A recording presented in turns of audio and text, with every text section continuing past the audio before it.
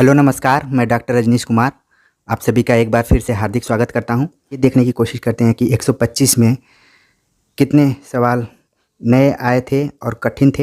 हालांकि जो पेपर का यहाँ पर लेवल दिखाई पड़ रहा है काफ़ी इसका स्टैंडर्ड लेवल है। ठीक है, तो प्रश्न पर हम चलते हैं, देखते हैं कि पहला जो प्रश्न पूछा गया है वो किस प्रकार का है, उसका सही आंसर क्या है और जो भी आप चैनल से जुड़े थे उसका आपको कितना लाभ मिला है। तो जो पहला प्रश्न यहाँ पर है कि ब्रज भाषा का विकास किस अपभ्रंश से हुआ, तो इसका जो सही जवाब है वो है सौरसेनी अपभ्रंश। दूसरा प्रश्न है कि एक ही कथानायक चेतन उपेंद्रनाथ अश्क के कई उपन्यासों का केंद्रीय पात्र है, उनके किस उपन्यास का नायक चेतन नहीं है। एक तरीके से ये एक नया सवाल यूपी टीजीटी में पूछा गया है, जबकि इसका जो सही आंसर होगा वो होगा गर्म राख। अगला प्रश्न है कि प्रसन्न पद नव्यार्थ युक्त बोध विधायिनी, ठीक है, स्फुरंती सत्वेर बुद्धि प्रतिभा सर्वतोमुखी कथन किसका है। तो इसका जो सही जवाब है वो है वाग्भट। ठीक है, कई बार तो इतना ही पूछ देता है कि प्रतिभा सर्वतोमुखी। अगला प्रश्न है कि शिवराज भूषण में कितने अलंकारों का निरूपण हुआ है। इसका सही जवाब है 105 अलंकारों का। ऑलरेडी ये डीएसएसबी में परीक्षा में सवाल आ चुका था, तो जो लोग लगातार परीक्षाओं से जुड़े हैं उनके लिए ये नया नहीं रहा होगा। अगला प्रश्न है कि निम्नलिखित में से कौन सा सात्विक अनुभाव नहीं है। तो जो ऑप्शंस दिए गए हैं उसमें जो सही जवाब है वो है विषाद। अगला प्रश्न है वीणा पाणी में समास कौन सा है। तो वीणा पाणी जिसके हाथ में वीणा हो, तो जवाब है बहुब्रीहि समास। अगला प्रश्न है नमः शब्द के योग में विभक्ति होती है, तो सूत्र है कि चतुर्थी विभक्ति होती है, नमः योगे चतुर्थी। ठीक है, तो इस तरीके से इसका आंसर चतुर्थी होगा। अगला जो प्रश्न है कि जिस समस्त पद में पूर्व या उत्तर पद की बजाय किसी अन्य पद की प्रधानता हो, उसमें जो समास होता है वो होता है बहुब्रीहि समास। और कई बार चैनल में मैंने इसका जिक्र भी किया है कि समास पर इसमें प्लेलिस्ट में आप जाकर देख सकते हैं। खैर, आज हम केवल आंसर की पर ही बात करेंगे। अगला प्रश्न है कि नदी कोश भर टेढ़ी है, संस्कृत का अनुवाद होगा। सही जवाब है नदी क्रोशम कुटिला। अगला प्रश्न है खुली आँखों का सपना यात्रावृत्त के लेखक हैं। तो इसका जो सही जवाब है वो है मुरधर मृदुल। ये एक तरीके से नया प्रश्न आया हुआ है। ठीक है, अगला प्रश्न है जो कि बीच में ये मैंने आंसर की लिया हुआ था, तो थोड़ा सा इसमें इधर उधर हो गया है। ठीक है, हाँ, 11वां प्रश्न है कि निम्नलिखित महाकाव्य में के लक्षणों के विषय में एक कथन असत्य है। महाकाव्य के लक्षणों में है कि ये सर्ग में होता है, इसमें संधियाँ होती हैं, सब होता है। रसों को लेकर इसमें जो है वो असत्य है। लिखा गया कि इसमें सभी रस प्रधान होते हैं, ऐसा नहीं है, वीर रस या शांत रस की प्रधानता होती है। ठीक है, अगला प्रश्न है वध स्थल छलांग किस लेखक की कहानी है। इसका जो सही जवाब है वो है ऋषिकेश सुलभ। अगला प्रश्न है कि युष्मत् शब्द के चतुर्थी विभक्ति एक वचन में रूप है। तो युष्मत् अस्मत् दो तरीके के रूप होते हैं, तो चतुर्थी विभक्ति एक वचन में युष्मत् का पूछा है तो होगा तुभ्यम ते। ठीक है, अगला प्रश्न है कि सभी स्वर होते हैं, क्या होते हैं, सभी स्वर अल्प प्राण में होते हैं। इसी में अगला प्रश्न है पद्मावत का बांग्ला अनुवाद किसने किया था। तो इसका जो सही जवाब है आलो उजाला। ये भी एक तरीके से नया प्रश्न पूछा गया है। क्वेश्चन नंबर 16 कि निम्न में से कौन सा सुमेलित नहीं है। सुमेलित के बारे में पूछा गया है, तो जो भी ऑप्शंस दिए गए हैं उसमें जो ऑप्शन डी है ये सुमेलित नहीं है, बल्कि इसका जो रचनाकार है वो है चित्रा मुदगल। क्वेश्चन नंबर 17 हिंदी के विकास के संबंध में निम्नलिखित कथनों में असत्य है।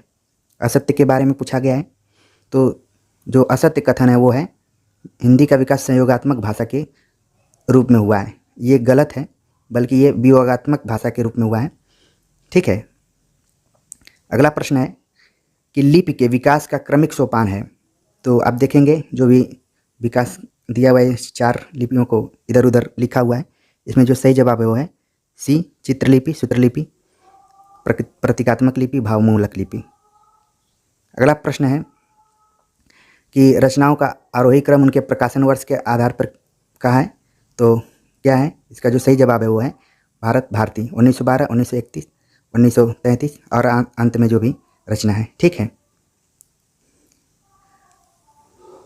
क्वेश्चन नंबर 20 हम देख लेते हैं।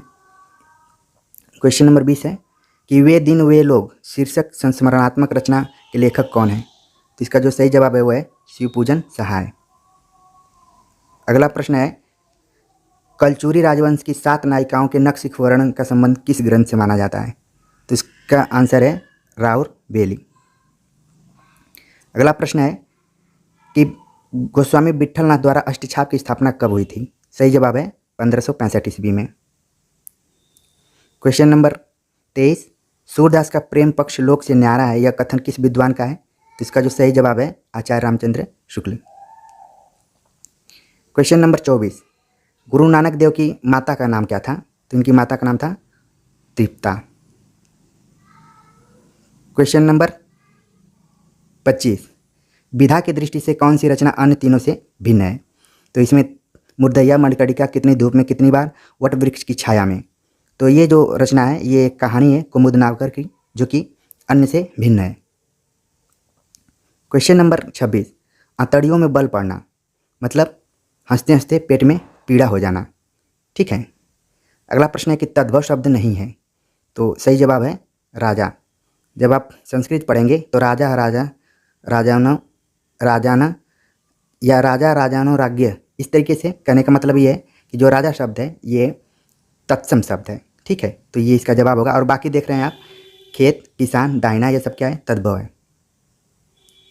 अगला प्रश्न है कालिदास ने अभिज्ञान शाकुंतलम में कितने प्रकार के छंदों का प्रयोग किया है। तो इसका सही जवाब है 24। अगला प्रश्न है कि गणनावाचक शब्द अयूतम किसके लिए प्रयुक्त होता है। तो इसमें सही जवाब है 10,000 के लिए। क्वेश्चन नंबर 30 है कि कबीर और तुलसी भाषा में एक मिशन के तहत लिख रहे थे, किसका कथन है। तो हिंदी साहित्य का दूसरा इतिहास में बच्चन सिंह ने इसके बारे में चर्चा की है। क्वेश्चन नंबर 31 देखते हैं। क्वेश्चन नंबर 31 है कि आचार्य भरत मुनि के नाटक में अभिनय को किस वेद से लिया गया है। तो इसका जो सही जवाब है वो है यजुर्वेद से। भाषा योग वासिष्ठ का रचना काल है 1741 ईस्वी में। अगला प्रश्न है कि ज्ञानचंद्र जैन कृत कथा शेष शीर्षक जीवनी किससे संबंधित है। तो इसका जवाब है अमृतलाल नागर। अगला प्रश्न है अखिल भुवन चर अचर जग हरिमुख लखिमातु चकित भई गदगद वचन विकसित दृगु पुलकातु। तो इसमें जो रस के बारे में पूछा गया है, तो इसमें जो सही जवाब है इसका जो सही जवाब है वो है अद्भुत रस। अगला प्रश्न है झोपड़ी से राजभवन किस साहित्यकार की आत्मकथा है। जवाब है माता प्रसाद। अगला प्रश्न है कि न धर्म वृद्धेषु वयः समीक्षते, यह सूक्ति किस कवि की है। तो कालिदास की है। अगला प्रश्न है संत काव्य परंपरा में कौन सा कवि अपनी विद्वता सर्वाधिक शिक्षित होने के कारण प्रसिद्ध है। तो सुंदरदास नाम आता है। भारतेंदु हरिश्चंद्र की रचना हिंदी भाषा का प्रकाशन वर्ष है। सही जवाब है 1865 ईस्वी। और डिक्शनरी ऑफ इंग्लिश एंड हिंदुस्तानी के लेखक हैं जॉर्ज गिलक्राइस्ट। अगला प्रश्न तुम्हें सौंपता हूँ किस काव्य की रचना है, मतलब किसकी काव्य रचना है। सही जवाब है त्रिलोचन का। अगला प्रश्न पार्श्वनाथ चरित के लेखक हैं। सही जवाब है वादिराज। क्वेश्चन नंबर अब 42 देखते हैं। थोड़ा सा पेपर ऊपर नीचे हो गया है तो आपको आंसर से मतलब है, क्योंकि मैं परीक्षा में बैठा नहीं था मुझे कहीं से क्वेश्चन मिला हुआ है, मैंने देखा, फिर इसको हल करने की कोशिश किया। अगला प्रश्न है कि द्रक्षति शब्द दृश्य धातु के किस लकार वचन एवं पुरुष में है? तो इसका जो सही जवाब है वो है लिट लकार प्रथम पुरुष एक वचन में है। अगला प्रश्न है कि निबंध वह गद्य रचना है जिसमें लेखक किसी भी विषय पर स्वच्छतापूर्वक एक विशेष सौष्ठव संहिति और वैयक्तिकता के साथ अपने भावों विचारों को अनुभवों को व्यक्त करता है। तो इसका जो सही जवाब है वो है भगीरथ मिश्र। अगला प्रश्न है शयन में संधि है, शेधन अनम, शयनम होता था संस्कृत में, तो अयादि संधि। अगला प्रश्न है कि संस्कृत के किस कवि ने अपने लिए पद वाक्य प्रमाणज्ञ विशेषण का प्रयोग किया था? सही जवाब है भवभूति। इसी में अगला प्रश्न है पार्वती शब्द का पर्यायवाची शब्द नहीं है, पार्वती का पर्यायवाची शब्द नहीं है, तो गिरिजा शैलजा शिवानी तो है, लेकिन अपर्णा इसका पर्यायवाची नहीं है। अगला प्रश्न है जहाँ वक्रता सर्प के चाल में थी प्रजा में नहीं थी न भूपाल में थी, अलंकार कौन सा अलंकार है? ठीक है, तो सही जवाब है परिसंख्या अलंकार। अगला प्रश्न है कि निम्नलिखित रचना और रचनाकारों के असंगत युग्म का चयन कीजिए। तो जो भी इसमें रचनाएं दी गई हैं, रचनाकारों का नाम दिया है, उसमें सही जवाब जो है मतलब असंगत नहीं है, लोग भूल गए हैं। अगला प्रश्न है कि अवधि शिला का उस पर था गुरुभार, तिली तिली काट रही थी दृग जलधार में कौन सा छंद है? तो बरवे छंद है, मतलब कि 12 और 7 मात्राओं का इसमें है। आप मात्रा गिनेंगे तो एक तरफ 12 रहेगा, फिर कॉमा के बाद 7 हो जाएगा। अगला प्रश्न है कि निम्न में से वर्तनी की दृष्टि से शुद्ध शब्द कौन सा है? शुद्ध के बारे में पूछा गया है, तो आभ्यंतरिक है। 51 क्वेश्चन नंबर 51 संस्कृत के किस ग्रंथ का आरंभ श्री से तथा समापन लक्ष्मी से हुआ है? तो ये किरातार्जुनीयम सही जवाब है। अब क्वेश्चन नंबर 52 देखते हैं हम। क्वेश्चन नंबर 52, आप लोग थोड़ा सा धैर्य बना कर रखिए, ठीक है। क्वेश्चन नंबर 52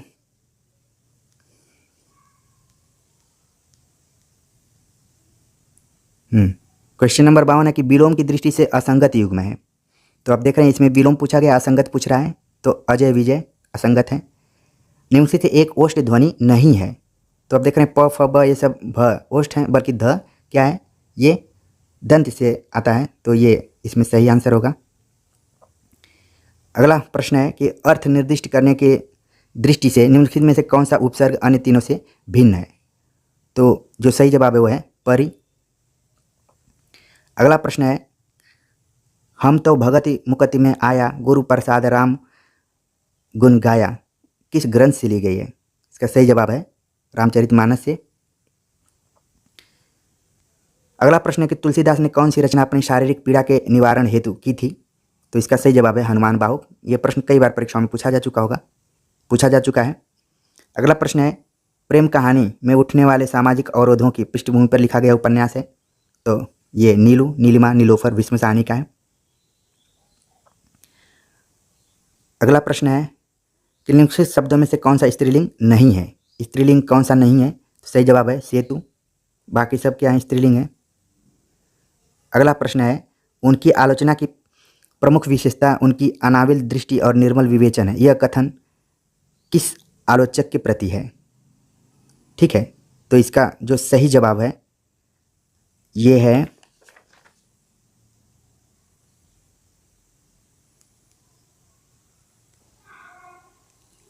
इसका सही जवाब है आचार्य रामचंद्र शुक्ल। अगला प्रश्न है संस्कृत के प्रथम नाटककार कौन से हैं? तो भास। खड़ी बोली का अन्य नाम है कौरवी।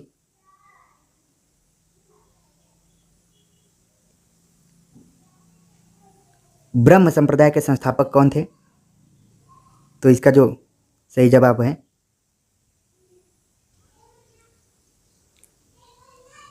इसका सही जवाब है मध्वाचार्य। क्वेश्चन नंबर अब हम देखते हैं 63 क्वेश्चन नंबर थोड़ा सा खोजना होगा।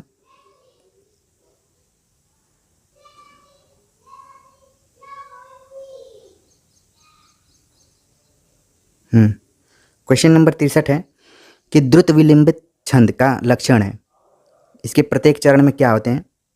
तो इसका जो विकल्प दिया हुआ है उसमें है, सही जवाब है 1 नगण, 2 भगण तथा 1 रगण के क्रम में होना चाहिए और 12 वर्ण होते हैं इसमें। क्वेश्चन नंबर 64 है कि टीकाकार मल्लीनाथ ने कालिदास कृत कुमार संभवम को कितने सर्गों पर संजीवनी लिखी है। तो इसका जवाब है 8।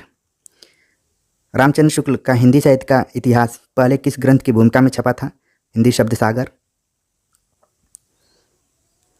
हिंदवी शब्द का प्रथम प्रयोग किस इतिहासकार ने किया था। तो इसका सही जवाब है अबू सईद। क्वेश्चन नंबर 67, जहाँ राधा आनंद उदित निशिबासर आनंद, तहाँ कहाँ अरविंद कहाँ बापरोचन। इसमें अलंकार है प्रतीप अलंकार। उपन्यास रहस्य शीर्षक में किसका निबंध संग्रह है। सही जवाब है महावीर प्रसाद द्विवेदी। अगला प्रश्न है, किंतु उस दिन यह सिद्ध हुआ जब कोई भी मनुष्य अनासक्त होकर चुनौती देता है इतिहास को, उस दिन नक्षत्रों की दिशा बदल जाती है। इन पंक्तियों में सृजेता तथा कृति का नाम बताइए। सही जवाब है अंधा युग।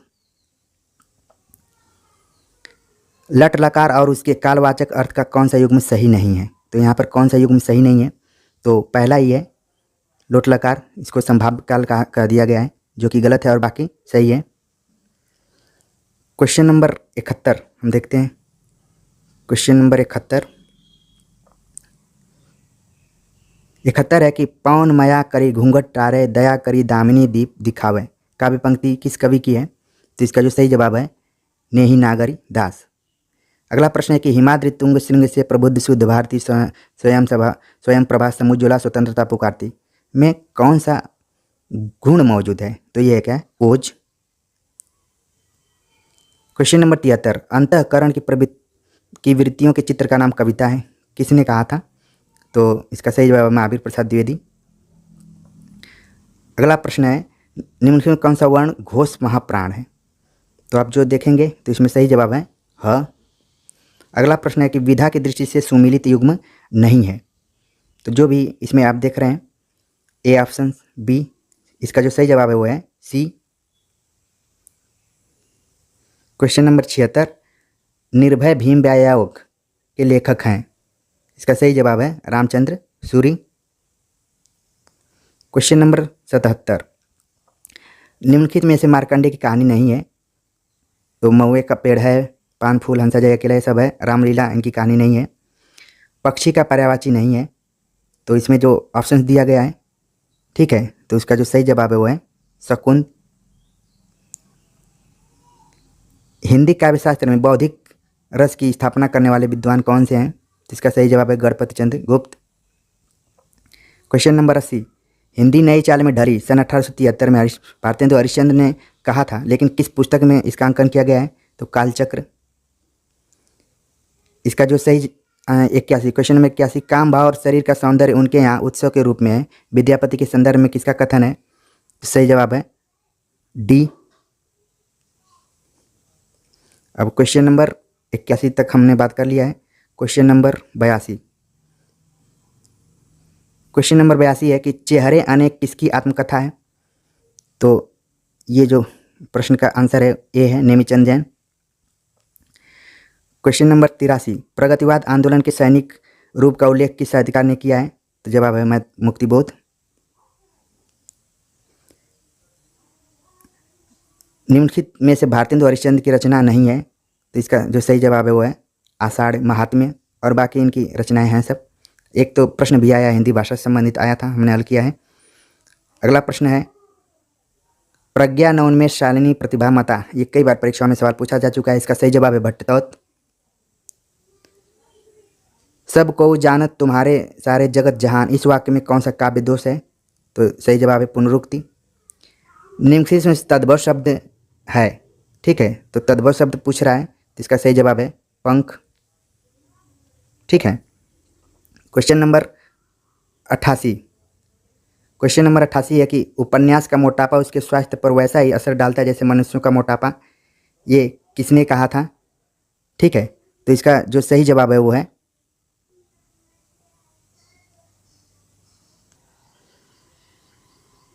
इसका सही जवाब है बच्चन सिंह। अगला प्रश्न है, उटपटांग शब्द में समास होता है तत्पुरुष।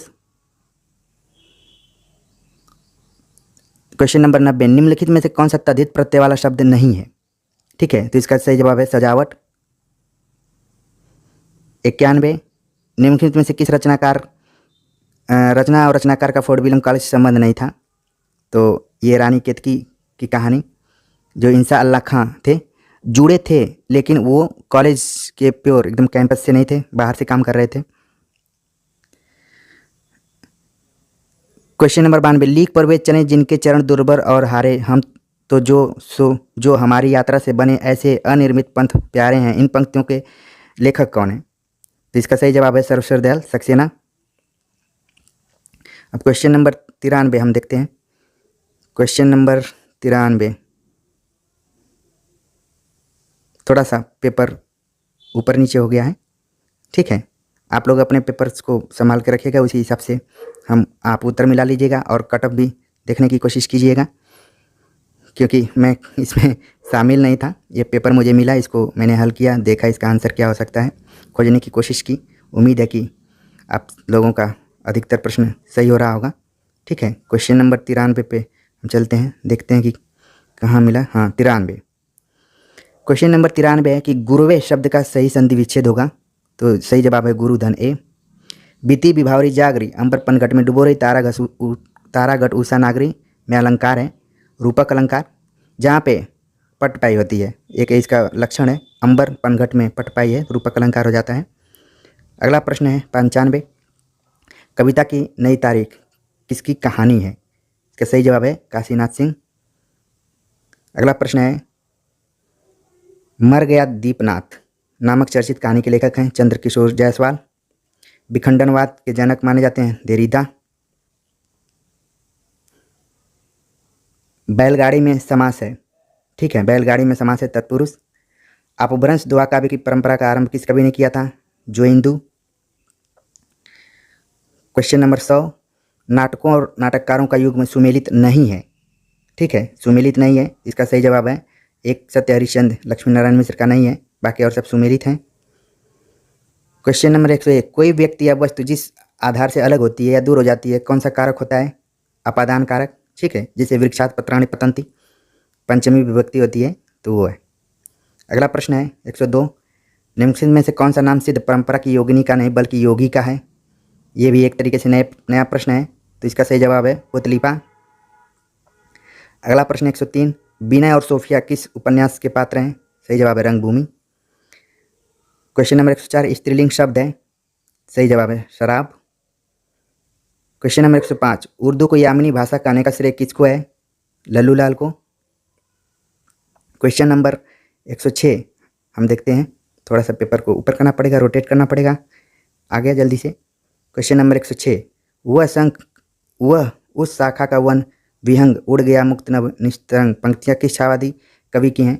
सही जवाब है सूर्यकांत त्रिपाठी निराला की। क्वेश्चन नंबर 107, लौट कर आया हुआ के लिए उपयुक्त एक शब्द होगा प्रत्यागत। क्वेश्चन नंबर 108, एक दिन बोलेंगे पेड़ का विकृति के रचनाकार हैं, तो इसका जो सही जवाब है वो है राजेश जोशी। ठीक है, क्वेश्चन नंबर 109 एक तरीके से रिपीटेड है, पहले भी ये सवाल आ चुका है। समस्त पृथ्वी से संबंध रखने वाला एक शब्द होगा सार्वभौमिक।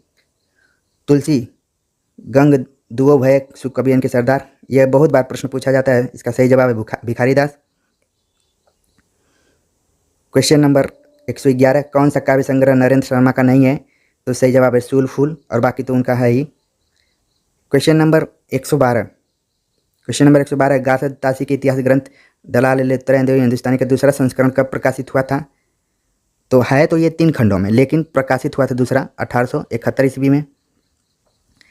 अगला प्रश्न है, प्रसंग गर्भत्व इनके गद्य की निजी विशेषता है, इनकी भाषा सरल और व्यंजनापूर्ण है, बीच बीच में हास्य और व्यंग भी है, किसके प्रति कथन कहा गया है? नया तरीके का सवाल है, बहुत अच्छा सवाल है, सही जवाब है अध्यापक पूर्ण सिंह। अगला प्रश्न है कि कुलंकषा किसका पर्यायवाची है? सही जवाब है नदी का। अगला प्रश्न है कि निम्न से असत्य कथन है, रामचंद्र शुक्ल ने प्रेमचंद को हिंदी का सर्वश्रेष्ठ उपन्यासकार कहा, दुलाई वाली कहानी 11 वर्ष का समय के बाद लिखी गई है। उसने कहा था 1915 में रक्षाबंधन कहानी हरिकृष्ण प्रेमी ने लिखी थी।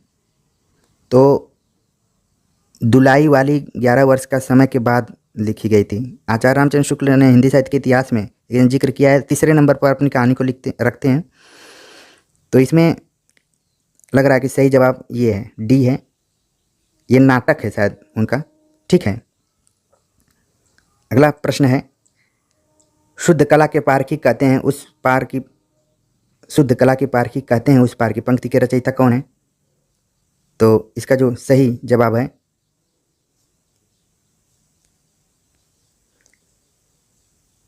रामविलास शर्मा। क्वेश्चन नंबर 116 हो गया। क्वेश्चन नंबर 117 देखते हैं। पितृ शब्द के सप्तमी विभक्ति के तीनों वचनों के क्रमशः रूप हैं। ठीक है, तो कौन से रूप हैं? बी इसमें होगा, पितरी, पित्रो, पितृषु, सप्तमी विभक्ति में। ग्लोबल गांव के देवता के उपन्यास में सर्वोच्च देवलोक किसे कहा गया है? लंदन को। अगला प्रश्न है, साखी शब्दी द्वारा कही कहिनी उपखान भगत निरूपहि भगत कली निंदहि वेद पुराण के रचनाकार हैं तुलसीदास। अगला प्रश्न है, शनि कज्जल चक्ष झस लगन उपज्यो सुदिन सनेव क्यों न निरिपत हवै भोगवें लय सुदेश सब देव। बिहारी के उपयुक्त द्वय में किनकी बहुगता की बात बहुगता का कौन सा पक्ष प्रकट हुआ है? तो वैद्यक ज्ञान का है।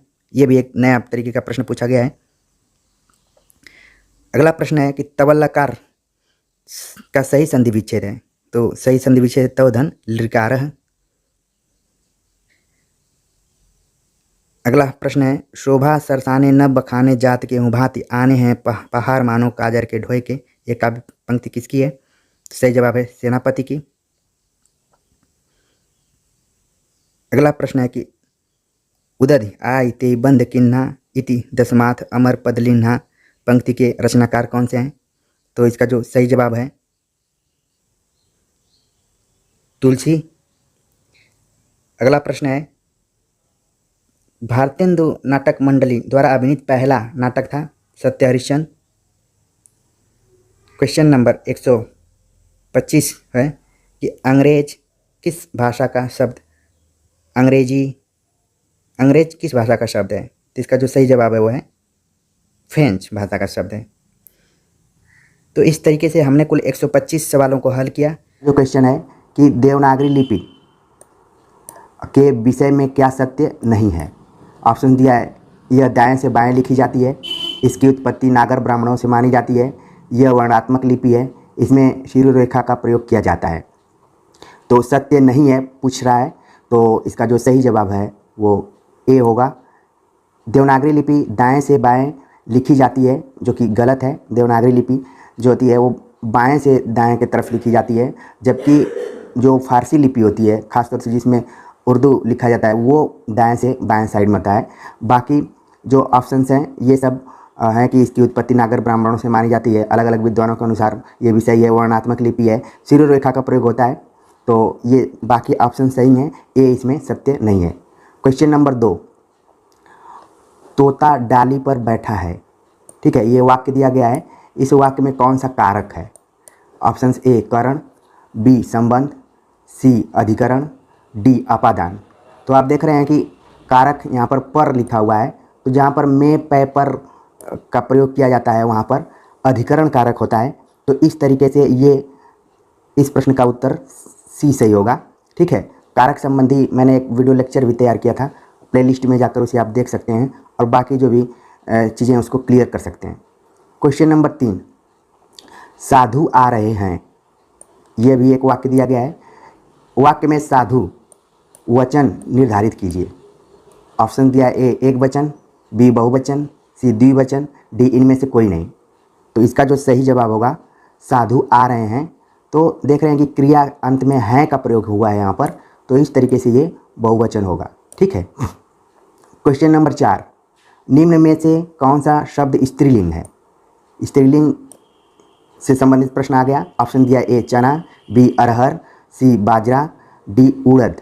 ठीक है, तो इसमें स्त्रीलिंग कौन सा है? तो इस ऑप्शंस के हिसाब से अरहर शब्द जो है स्त्रीलिंग है। स्त्रीलिंग पुल्लिंग को कैसे पहचानें, इस पर भी एक वीडियो लेक्चर प्लेलिस्ट में है, उसे जाकर आप देख सकते हैं। ठीक है। और कुछ तो ऐसे शब्द हैं जो कि हमेशा स्त्रीलिंग और पुल्लिंग में ही प्रयुक्त होते हैं, तो उन्हें भी आप अपने दिमाग में रखिएगा, प्लेलिस्ट में ज़रूर देखिए जाकर। क्वेश्चन नंबर 5 है कि विद्याभ्यास संधि विच्छेद क्या होगा। विद्याभ्यास का संधि विच्छेद क्या होगा। ए विद्या प्लस अभ्यास, अभ्यास देखिए गलत लिखा हुआ है यहाँ पर। बी विद्या प्लस अभ्यास, सी विद्या प्लस अभ्यास, डी विद्या प्लस अभ्यास। तो संधि को अलग अलग तरीके से लिखने का प्रयास किया गया है, लेकिन ऑप्शंस के हिसाब से इसमें सी ऑप्शन सही हो गया, विद्या प्लस अभ्यास, और इसमें दीर्घ संधि है। क्वेश्चन नंबर 6, नीलगाय में कौन सा समास है। ऑप्शन दिया ए तत्पुरुष, बी अव्ययीभाव, सी कर्मधारय, डी द्वंद्व। ठीक है। तो इसमें जो सही आंसर होगा वो होगा सी कर्मधारय समास। लक्षण के आधार पर आप देखेंगे कि नील गाय, इसमें जो नील शब्द है वो विशेषण है और गाय जो है विशेष्य है। तो जब कर्मधारय में विशेषण और विशेष्य का संबंध होता है तो वहाँ पर कर्मधारय होता है। तो इस हिसाब से ये समास, इसमें जो ऑप्शन है सी सही होगा। क्वेश्चन नंबर 7, त्रिभुज शब्द में कौन सा समास है। त्रिभुज शब्द में कौन सा समास है। ए षष्ठी तत्पुरुष, बी द्विगु समास, सी द्वंद्व, डी कर्मधारय। तो इसमें संख्यावाची शब्द पहले लगा हुआ है शब्द के पहले, तो वहाँ पर क्या होगा, द्विगु समास हो जाएगा। ठीक है। और बाकी क्वेश्चन नंबर 8, क्वेश्चन नंबर 8 है कि अपने हाथ से स्वयं काम करो। ये क्वेश्चन कई परीक्षाओं में पूछा गया है और यहाँ टीजीटी में भी पूछा गया है, आरओ में भी एक बार एग्जाम में पूछा गया था, पीजीटी में भी आ चुका है। तो इस क्वेश्चन को आपको बड़ा ही ध्यान से देखने की ज़रूरत है, और ताकि अगली बार क्वेश्चन ये आए तो गलत ना हो। ऑप्शन दिया है अपना काम स्वयं करो, अपने से अपना काम करो, स्वयं से काम करो, हाथ से अपना काम करो। ठीक है। तो ये शुद्ध रूप, वाक्य का शुद्ध रूप क्या होगा, तो इस हिसाब से इसका जो सही ऑप्शन है वो है डी। क्वेश्चन नंबर 9, रामेण शब्द रूप में कौन सी विभक्ति है। रामेण। ठीक है। ऑप्शन ए प्रथमा, द्वितीया, तृतीया, पंचमी।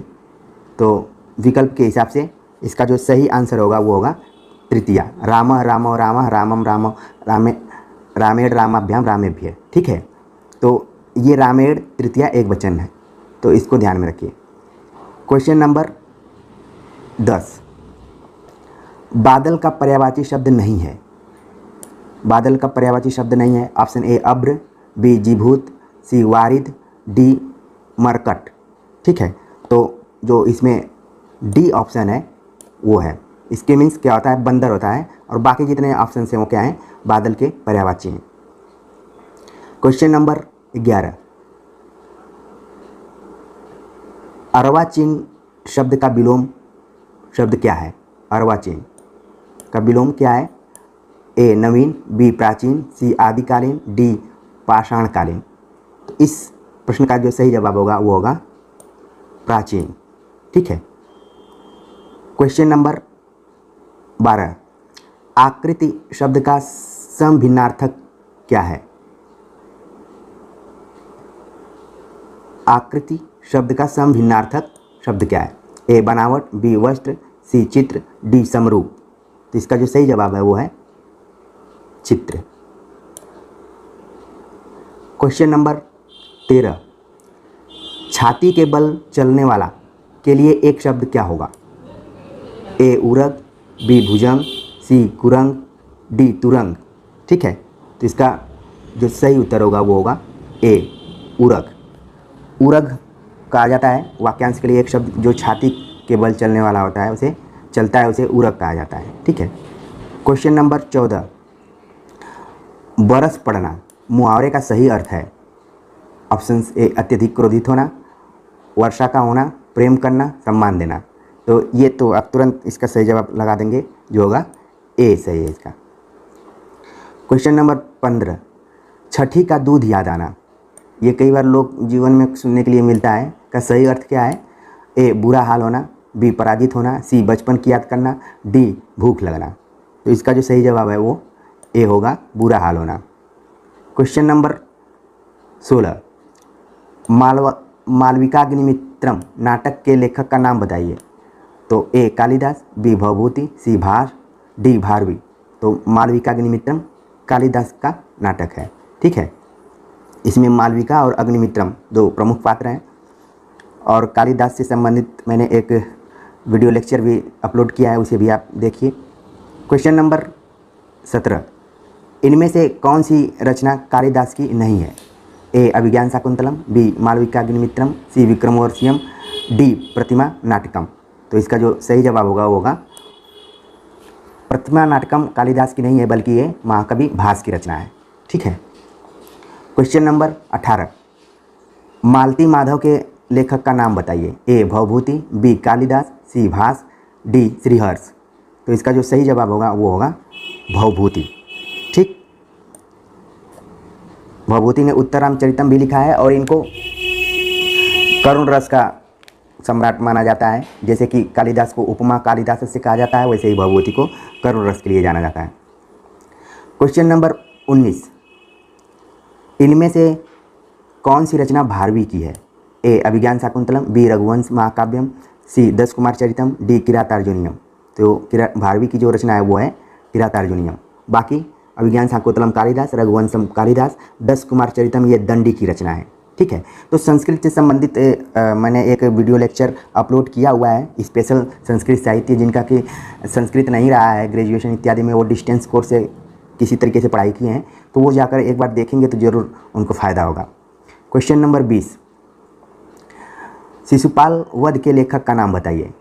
ठीक है, तो ए दिया है माघ, बी कालिदास, सी हर्ष, डी भास। तो इसका जो सही उत्तर होगा वो होगा महाकवि माघ। शिशुपाल वधम में कुल 20 सर्ग हैं, तो कई बार सर्ग से भी संबंधित सवाल पूछ लिया जाता है। क्वेश्चन नंबर 21, इनमें से कौन सी रचना दंडी की है।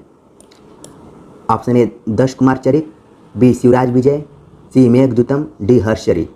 तो दंडी की जो रचना है उसका सही आंसर होगा ए दश कुमार चरित। बाकी अंबिका दत्त का है शिवराज विजय, मेघदूतम कालिदास का और हर्षचरित। क्वेश्चन नंबर 22, नैषधीचरित रचना के लेखक का नाम बताइए। ए श्रीहर्ष, बी दंडी, सी भास, डी भवभूति।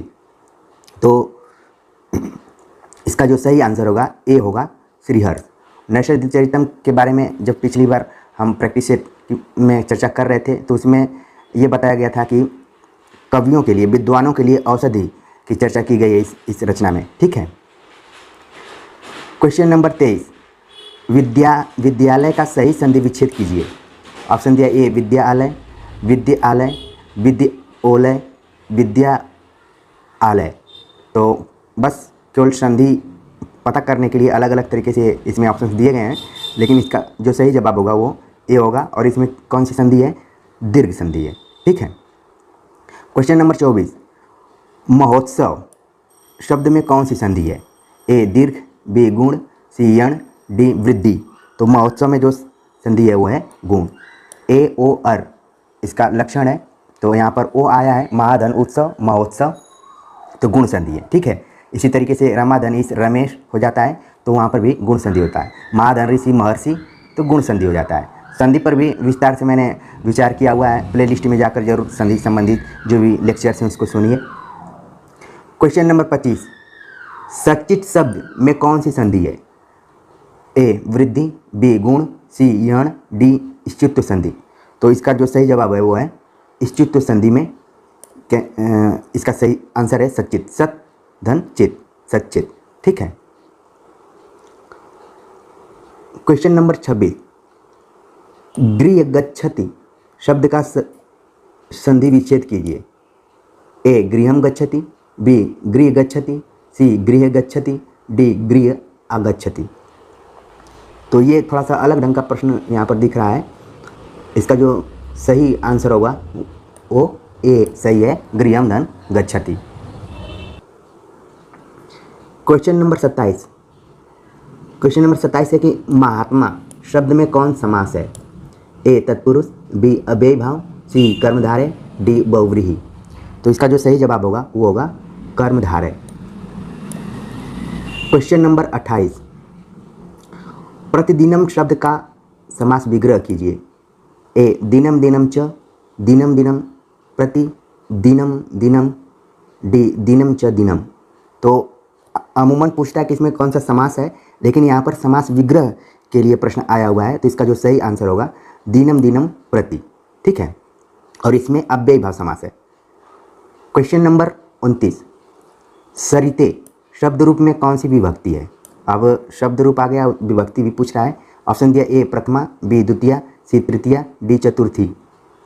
ठीक है, तो इसका जो सही जवाब है वो है डी चतुर्थी।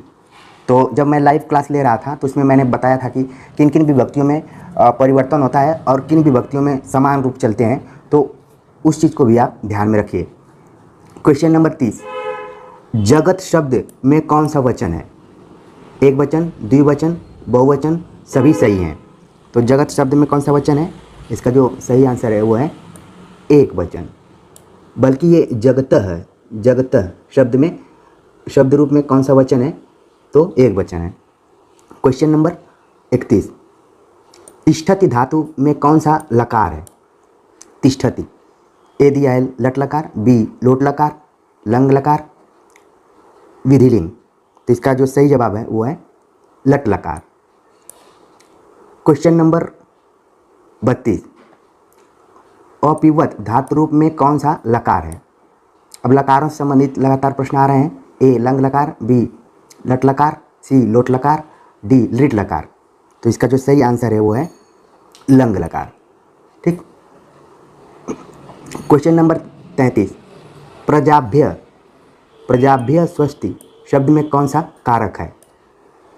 तो संस्कृत का ये शब्द दिया गया है और इसमें ऑप्शन दिया गया है ए करण, बी संप्रदान, सी अपादान, डी कर्ता। इसका जो सही जवाब है वो है संप्रदान। क्वेश्चन नंबर 34, सयुक्त प्रधाने में कौन सा कारक है? ए कर्ता, बी कर्म, सी करण, डी अपादान। तो सयुक्त प्रधाने में कौन सा कारक है? ऑप्शन के अनुसार करण कारक है इसमें। ठीक है, ये जब आप कारक पढ़ेंगे तो ये विशुद्ध रूप से जो संस्कृत साहित्य और व्याकरण लगा है उसमें कुछ सूत्र होते हैं, उन सूत्रों के आधार पर ही कारकों का निर्धारण होता है। तो सयुक्त प्रधाने में करण कारक है और जितने भी कारक हैं, कर्ता कारक, कर्म कारक, करण कारक, संप्रदान, आपादान, सबका सूत्र है। उन सूत्रों के आधार पर आप इसको पता कर सकते हैं।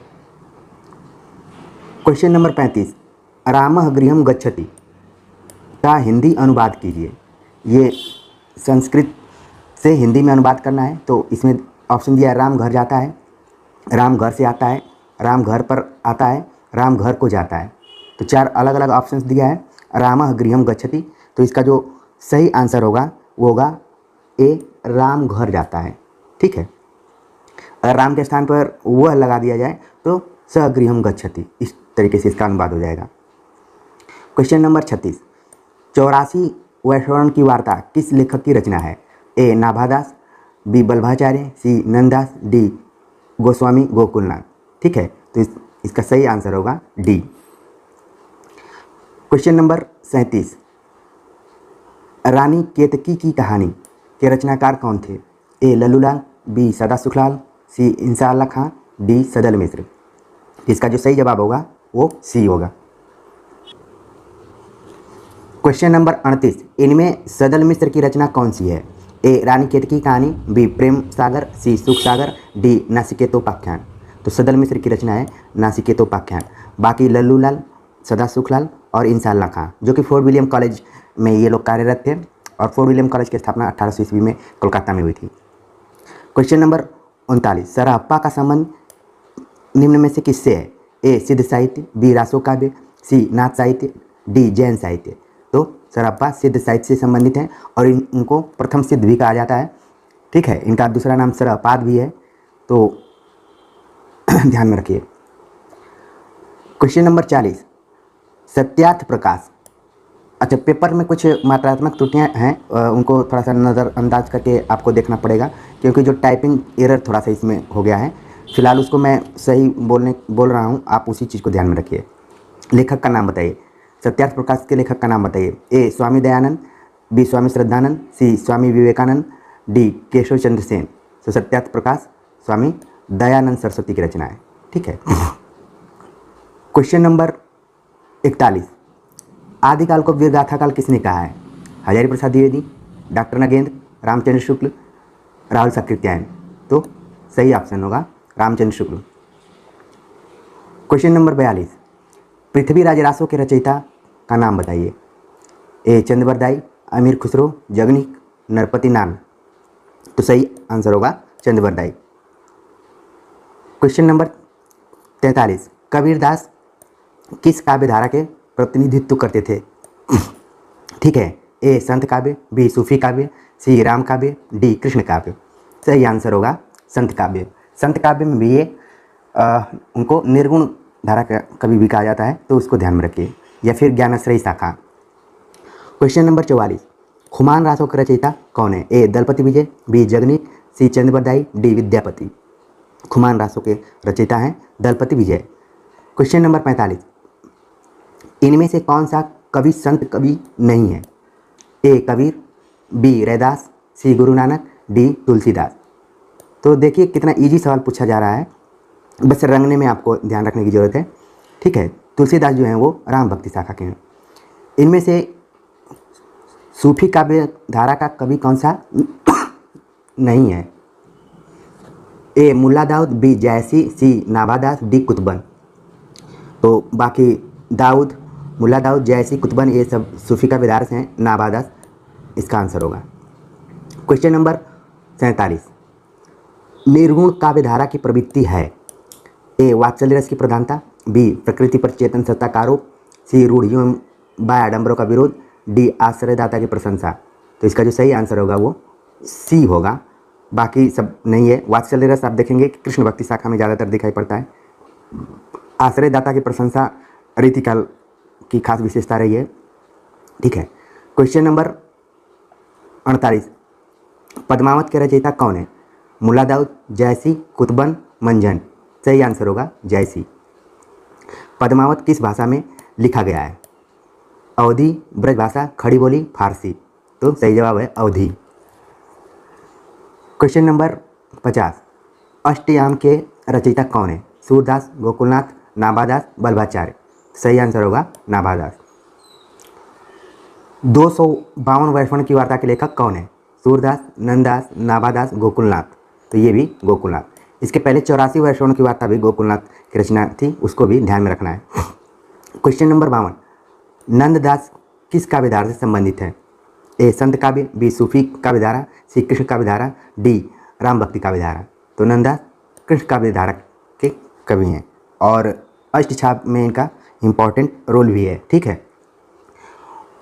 क्वेश्चन नंबर 53, सूरसागर किस भाषा की कृति है? ए खड़ी बोली, ब्रजभाषा, अवधी, पंजाबी। तो इसका जो सही जवाब है वो ब्रजभाषा।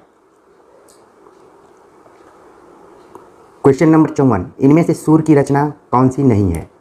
सूरसागर, सूर सरावली, साहित्य लहरी, रास पंचाध्यायी। तो सही आंसर होगा डी रास पंचाध्यायी, जो कि नंददास की रचना है। क्वेश्चन नंबर 55, इनमें से कृष्ण भक्ति कवि कौन सा नहीं है? ए सूरदास, बी रसखान, सी कृष्णदास, डी तुलसीदास। इसका जो सही ऑप्शन होगा तुलसीदास। तुलसी की भक्ति का स्वरूप क्या था? ये कई बार प्रश्न पूछा जाता है। दास्य, सख्य, वात्सल्य, मातृ। तो इसका जो सही जवाब है दास्य भावना। इनमें से कौन सा ग्रंथ तुलसी द्वारा रचित नहीं है? गीतावली, दोहावली, विनय पत्रिका, रसमंजरी। तो इसका जो सही जवाब है वो है रसमंजरी।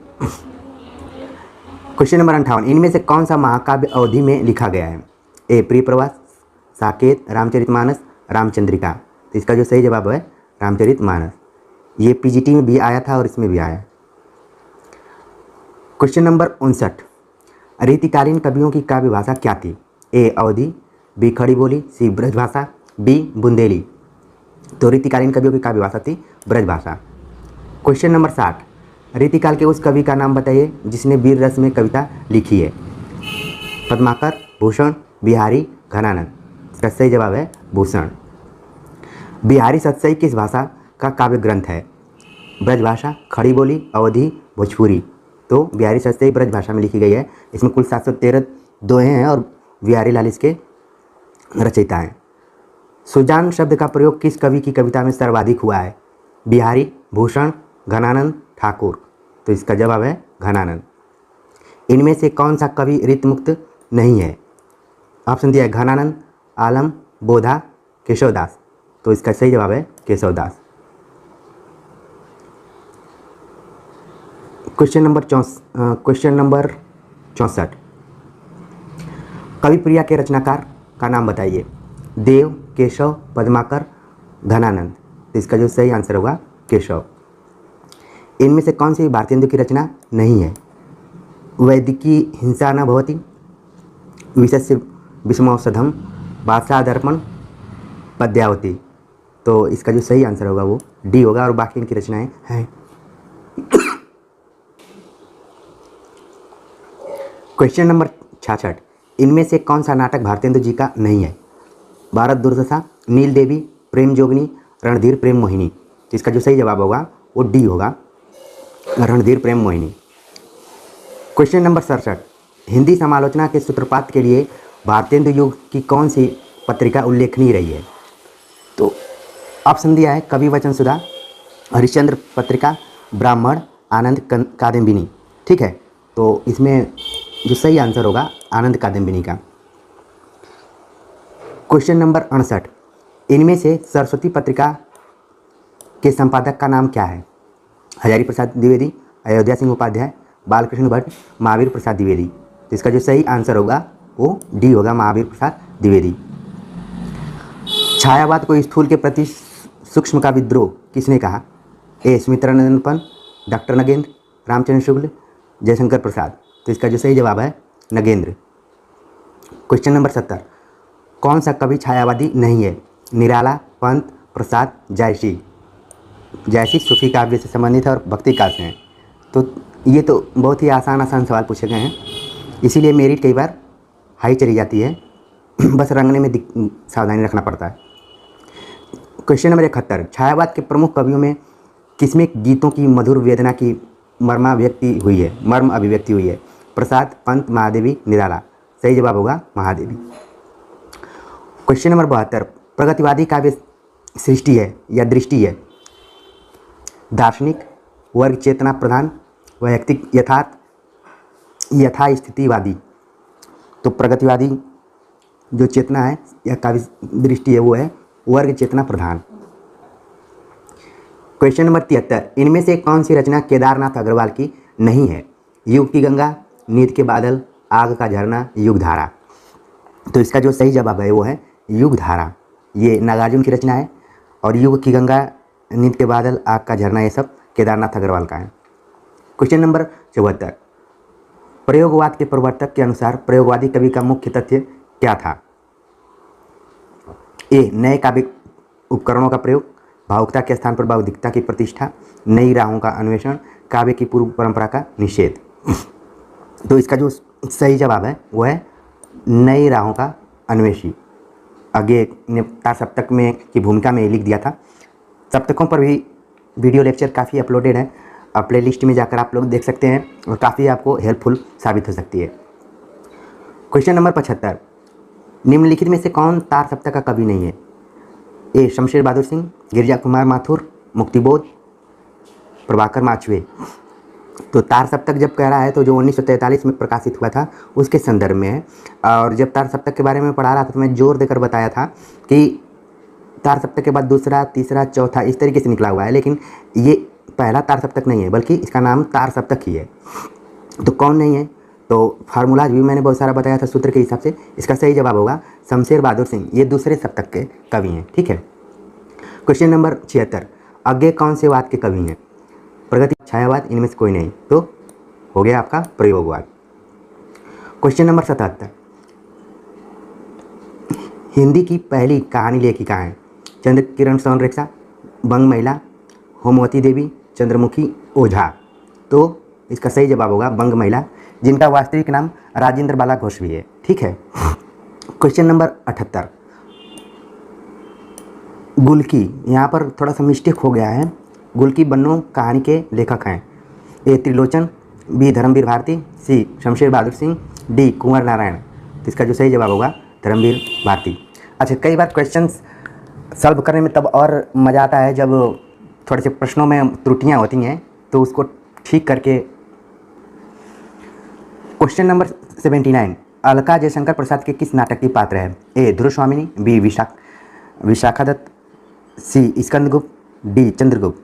तो इसका जो सही जवाब है विशाखादत्त, इसका अलका जयशंकर प्रसाद के किस नाटक के पात्र है? तो इसका जो सही जवाब है वो है चंद्रगुप्त। 80, अशोक के फूल निबंध के रचयिता हैं। हजारी प्रसाद द्विवेदी, गिरिजा कुमार माथुर, रामचंद्र शुक्ल, कुबेरनाथ राय। इसका सही जवाब है हजारी प्रसाद द्विवेदी। क्वेश्चन नंबर 81, इनमें कौन सी स्वीकृत आत्मकथा है? कलम का सिपाही, चीणों पर चांदनी, अर्धकथानक, बाण भट्ट की आत्मकथा। तो ये थोड़ा सा डिफरेंट तरीके का प्रश्न है, इसको समझने की ज़रूरत है। इसका जो सही जवाब है वो है अर्धकथानक। बाकी सब क्या है? ये जीवनी है, ये उपन्यास है। ठीक है। क्वेश्चन नंबर 82, अर्धकथानक किस विधा की रचना है? तो इसका सही जवाब है आत्मकथा। क्वेश्चन नंबर 83, प्रसाद द्वारा रचित इरावती कैसा उपन्यास है? ए सामाजिक, बी ऐतिहासिक, सी पौराणिक, डी यथार्थवादी। तो इसका जो सही जवाब है वो है ऐतिहासिक। क्वेश्चन नंबर 84, इनमें से कौन सा उपन्यास प्रेमचंद का नहीं है? गोदान, सेवा सदन, कर्मभूमि, शेखर एक जीवनी।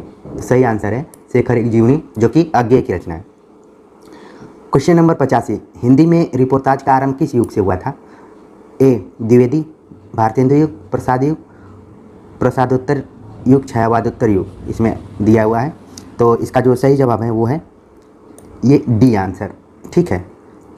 पहला जो रिपोर्टाज प्रकाशित हुआ था लक्ष्मीपुरा सन 1938 ईस्वी में रूपाब नामक पत्रिका में, जिसका संपादन पंत कर रहे थे। क्वेश्चन नंबर 86, हमारी यात्रा के यात्रा वृत्तकार हैं। ए भगवान दास वर्मा, बी कल्याण चंद्र, सी लोचन प्रसाद पांडे, डी यशपाल जैन। तो इसका जो सही जवाब है वो है हमारी यात्रा के यात्रा वृत्तकार हैं लोचन प्रसाद पांडे। अच्छा, ये प्रश्न जो आया हुआ है सन 2016 में भी आया है और सन 2011 में भी इसको पूछा गया था। क्वेश्चन नंबर 87, बनारसी दास चतुर्वेदी के रेखाचित्र हैं। रेखाचित्र, सेतुबंधु, उपयुक्त दोनों, डी स्मारिका। तो इसका जो सही जवाब है उपयुक्त दोनों। क्वेश्चन नंबर 88, अमिट रेखाएं के संस्मरण रेखा चित्रकार कौन है? ए विष्णु प्रभाकर, सत्यवती मलिक, देवेंद्र सत्यार्थी, शिवपूजन सहाय। तो इसका जो सही जवाब है वो है सत्यवती मलिक। क्वेश्चन नंबर 89, गणेश शंकर विद्यार्थी रचित गांधी की जीवनी है। बापू, श्री गांधी, कर्मवीर गांधी, अकाल पुरुष गांधी। तो इस तरीके से जैनेंद्र ने भी एक इसकी रचना की हुई गांधी पर, लेकिन यहाँ पर गणेश शंकर विद्यार्थी संबंधित सवाल पूछा जा रहा है। तो इसका जो सही जवाब है वो है ए। क्वेश्चन नंबर 90, इनमें से जगन्नाथ दास रत्नाकर की कृति छांटिए। ए उद्धव शतक, भ्रमर गीत, गीतावली, रश्मिरथी। तो आंसर होगा ए उद्धव शतक। निहार की रचना किसने की है? ऑप्शन दिया ए महादेवी वर्मा, अज्ञेय, दिनकर, पंत। तो इसका सही आंसर है महादेवी वर्मा। क्वेश्चन नंबर 92, शिवराज भूषण के रचयिता या कवि कौन है? घनानंद, बिहारी, पद्माकर, भूषण। तो सही जवाब है भूषण। क्वेश्चन नंबर 43, इनमें से सूरदास की कृति कौन सी है? कवितावली, साहित्य लहरी, गीतावली, गंगा लहरी। तो इसका सही जवाब है बी साहित्य लहरी। इनमें से कौन सी कृति रचना तुलसीदास की नहीं है? तो ऑप्शन दिया रामचरितमानस, कवितावली, गीतावली, साकेत। तो साकेत है, जो कि मैथिली शरण गुप्त की रचना है। क्वेश्चन नंबर 95, इनमें से कौन सा जोड़ा सही है या युग्म सही है?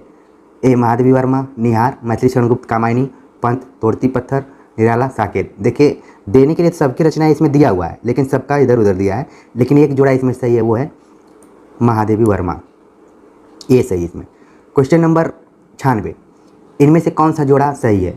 प्रिय प्रवास हरिऔध, सांदे गीत प्रसाद, आंसू निराला, साकेत तुलसीदास। तो इसका जो सही जवाब है वो है ए।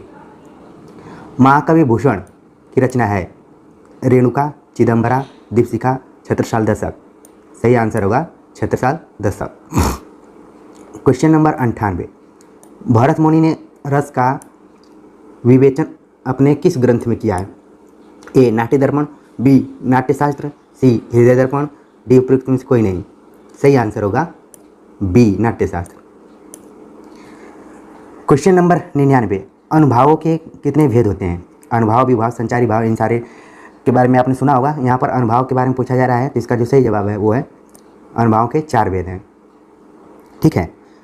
क्वेश्चन नंबर 100, वीरों का कैसा हो वसंत किस रस की सृष्टि हुई है? इसमें किस रस की सृष्टि हुई है? वीर रस, श्रृंगार रस, अद्भुत रस, विभत्स रस। तो इसका जो सही जवाब होगा वो होगा वीरों का कैसा हो वसंत, वीर रस। क्वेश्चन नंबर 101, दुख ही जीवन की कथा रही, क्या कहूँ आज जो नहीं कही, उपयुक्त पंक्ति में से कौन सा रस है? ए करुण, बी श्रृंगार, सी अद्भुत, डी विभत्स। तो इसका जो सही जवाब होगा वो होगा करुण रस। क्वेश्चन नंबर 102, मेरे तो गिरधर गोपाल दूसरों नहीं कोई, जाके सिर मोर मुकुट मेरो पति सोई, उपयुक्त पंक्ति में कौन सा रस है? तो ऑप्शन दिया है श्रृंगार, हास्य, करुण, शांत रस। ठीक है, तो इसमें जो सही आंसर होगा वो होगा श्रृंगार रस। क्वेश्चन नंबर 103, मेरी भव बाधा हरो राधा नागरी सो, जातन की झाई पड़े श्याम हरित दुति हो में कौन सा रस है? ए भक्ति, बी श्रृंगार, सी अद्भुत, डी वीर। तो इसका जो सही जवाब है वो है इसमें भी श्रृंगार रस है।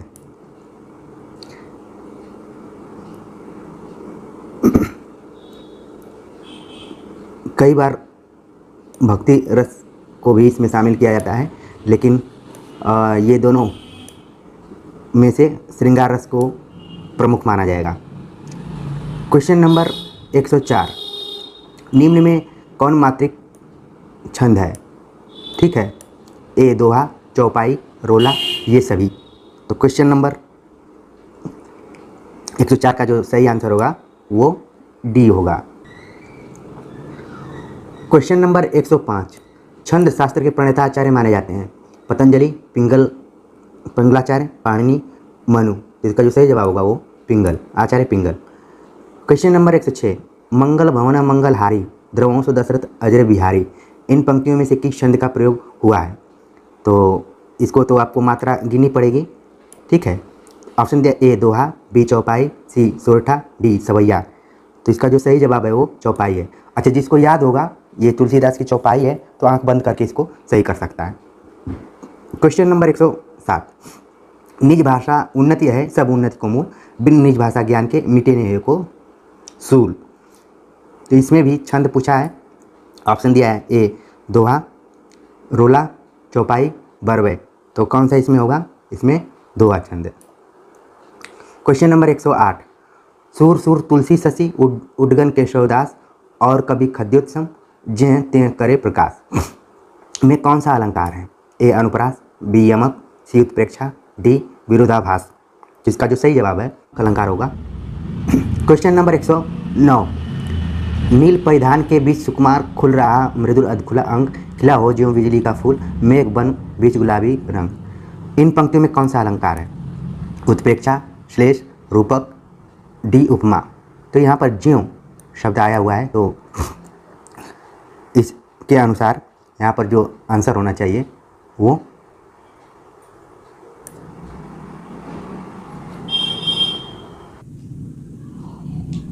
क्वेश्चन नंबर 110, चरण कमल बंधव हरिराई में कौन सा अलंकार है? यमक, रूपक, श्लेष, अनुप्रास। तो चरण कमल बंधव हरिराई में जो अलंकार है वो है रूपक। ठीक।